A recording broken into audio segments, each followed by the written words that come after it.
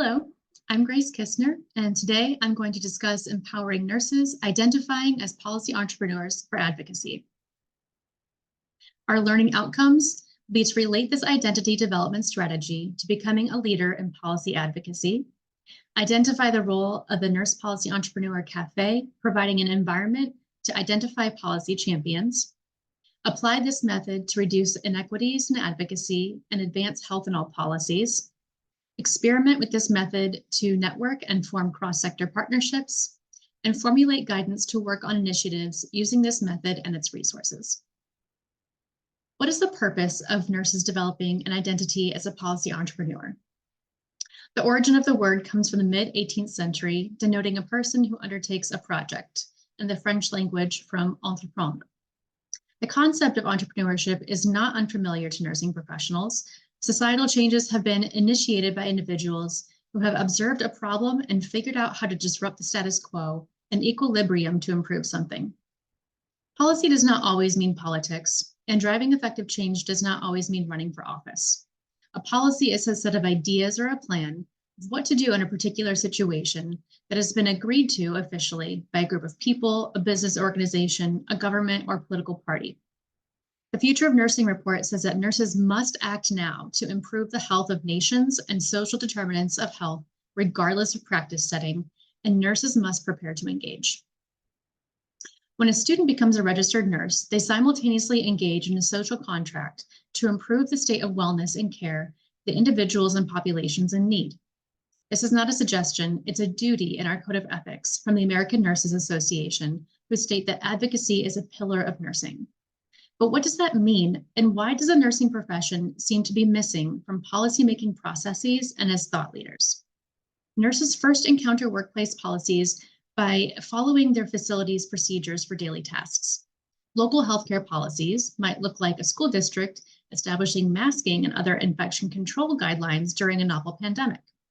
State and provincial policies might resemble mandated incident reporting and responsive workplace violence cases, creating a plan for prevention. And policy at the national level could be expanding universal healthcare coverage or basic income. Globally, the United Nations establishment of the 17 Sustainable Development Goals defines targets and indicators to address social, biological, ecological, political, and all other determinants of health. The Institute of Medicine report brought nurses together to engage across professional associations and educational institutions to change policies.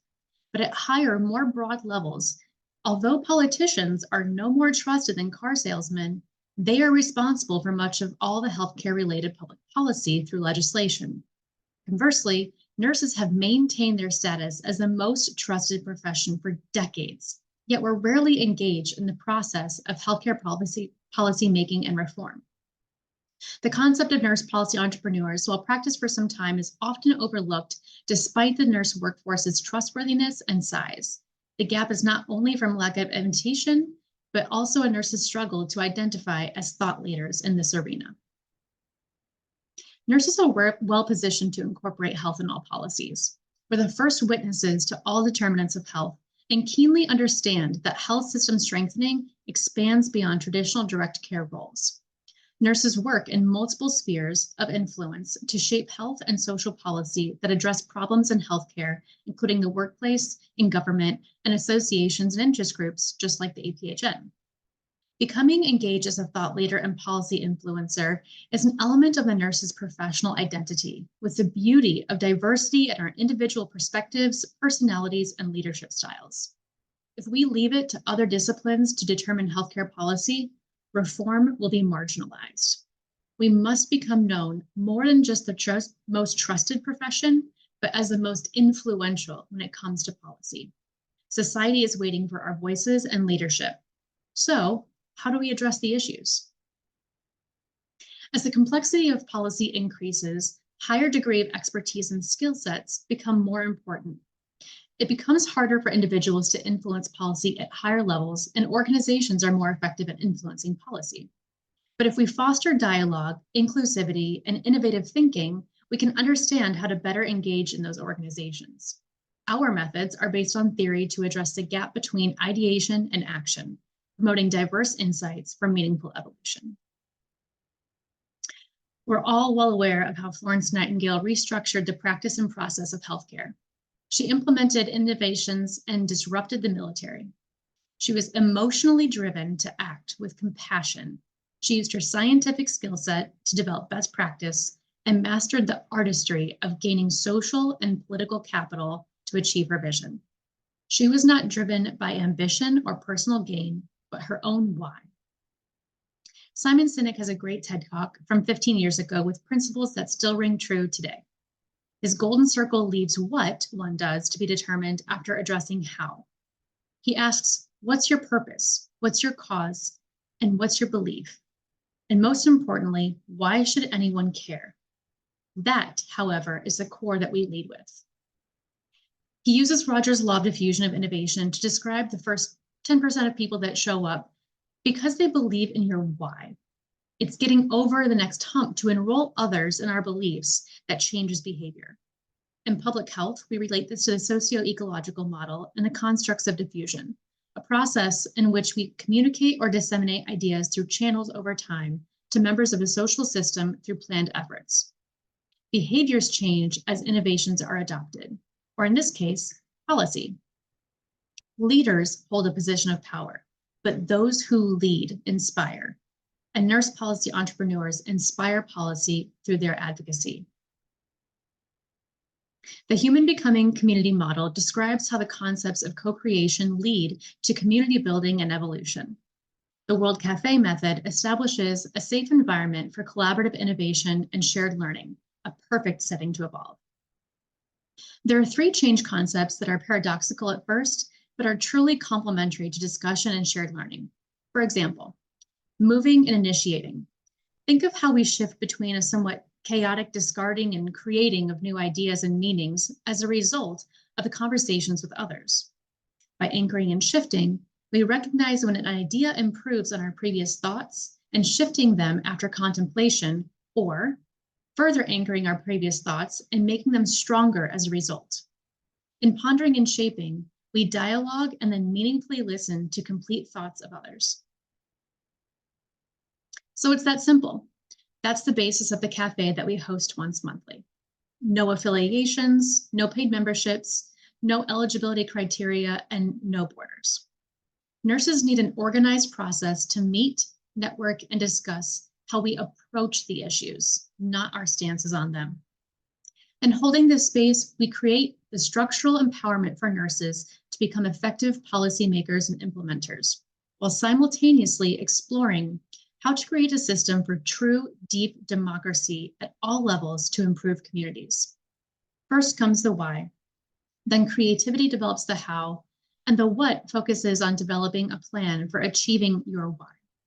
It breaks down imposter syndrome, because by facilitating this evolution and guiding nurses to resources and inviting them to be active, you embody what you believe to advocate in new ways. And in effect, you are an entrepreneur. Understanding the concept of a policy, the process of policymaking, and the act of policy entrepreneurship is the purpose. So let me discuss our methods. The online process includes a one-on-one navigation guidance for newcomers. It onboards them to the theoretical foundations that I just laid, as well as the resources that we have developed so far, and the process for our monthly cafes every second Saturday of the month at noon Eastern Time. Resources are collectively aggregated in an interactive Miro board repository. A modest website serves as a centralized source of all these efforts, including our infographic roadmaps and further educational resource dissemination. And yes, it includes a link to the APHN Policy Advocacy Toolkit, which is a great guide for entrepreneurs. Our monthly Zoom Cafe sessions have evolved a little bit to highlight a speaker series for experience sharing and dialogue. The infographics that we've developed briefly organize the steps to the individual process that I've outlined. For example, how to clarify your why and develop an expertise. Read and write about it. Create your own literary review of scholarly articles, government, and other NGO gray literature, so you can not only talk about your why, but articulate the problems and best practices in a way that's easily understood. Write essays about what you've learned and what you believe, so that the words and concepts come together while you're sharing with others. Create a personal professional development plan. Write it down and expand upon it throughout your career journey. Find organizations that share your why and join them. Get on a board as soon as possible so that you can become familiar with the process and the environment. Learn everything you can about how to be a competent board member and use our resources to learn Robert's Rule of Order. Or attend a community, city council, or legislative meeting.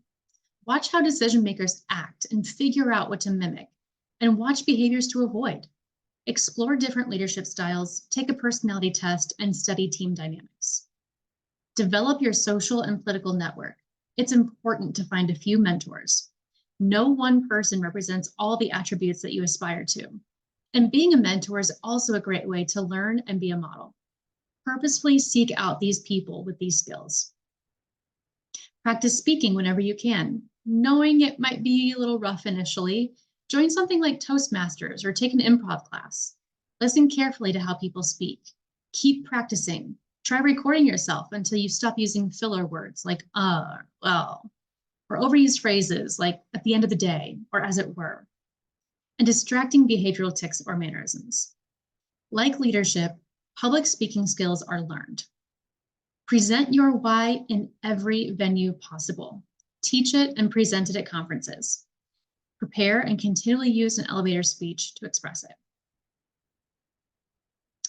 Lastly, we seek to capture how the cafe might have sparked or informed participant strategies to affect change, advocacy roles, opportunities for reform, empowerment of others, and engagement platforms. And we invite them to share their stories on our blog to inspire others.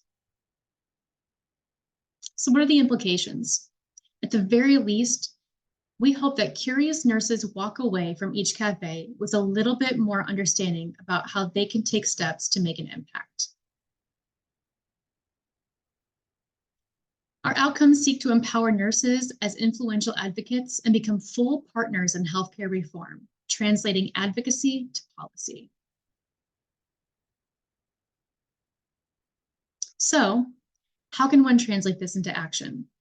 After you've dialogued in our judgment-free space, using your resources and diving deeper into your why, nurses can build upon their practice of advocacy and engage in larger spheres.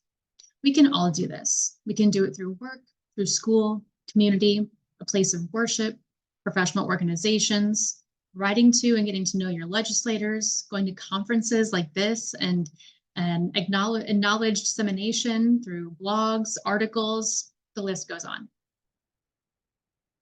So thank you. We hope you join us, engage, scan this code to see everything that we've put on our website, and get that link to the monthly cafe every second Saturday at noon Eastern time. Thank you.